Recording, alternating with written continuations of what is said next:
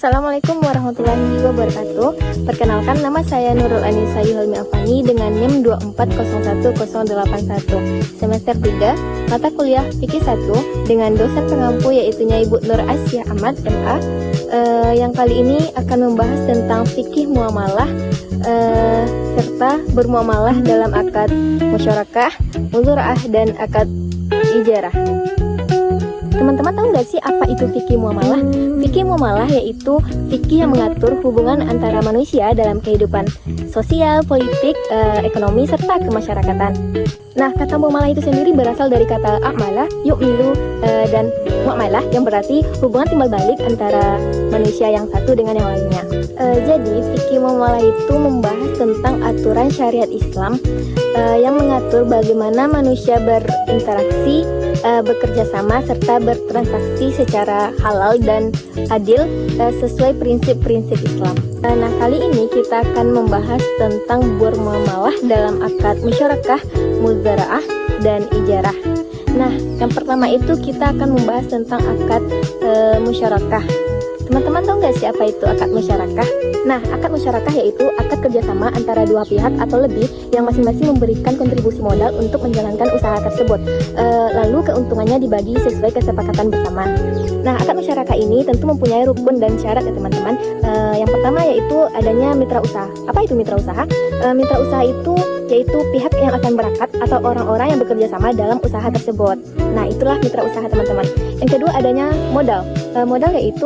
Modal itu berupa uang atau aset yang dinilai dengan jelas dan tentu modal itu milik sendiri, bukan pinjaman ya teman-teman. Yang ketiga ada objek akad, yaitu apa usaha yang akan dijalankan bersama gitu, jenis usahanya jelas dan tidak melanggar syariat Islam. Terus yang keempat ada akad atau ijab dan qabul. Apa itu? Yaitu kesepakatan atau perjanjian kerjasama antara dua pihak tersebut. Dan yang terakhir adanya pembagian keuntungan dan kerugian. Maksudnya apa? Pembagian keuntungan itu dibagi berdasarkan persentase yang didapat di usaha tersebut gitu. Karena kalau pembagian kerugian ini dibagi sesuai modal masing-masing gitu.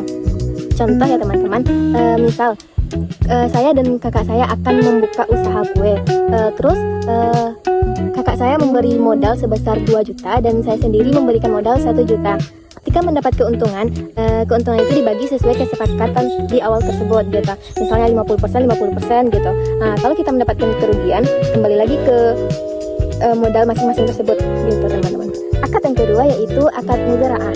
Apa itu akad muzaraah? Akad muzaraah yaitu akad kerjasama antara pemilik lahan dan penggarap. Lalu hasil panen tersebut dibagi sesuai dengan kesepakatan bersama. Dan ada pula rukun-rukun dan syarat akad muzaraah ini teman-teman. Apa saja itu rukun-rukun dan syarat akad muzaraah ini? Yang pertama tentu adanya pihak yang berakad ya teman-teman, seperti pemilik lahan dan penggarap gitu, si penggarap atau si pengolahnya. Dan yang kedua adanya lahan, yaitu tanah yang digunakan untuk bercocok tanam, yang tanah itu bisa ditanami gitu karena tanahnya jelas gitu.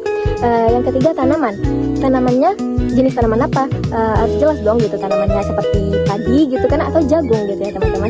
Dan yang keempat adanya akad atau ijab kabul. Nah, akad itu kesepakatan kerjasama antara pemilik lahan dan penggarap gitu.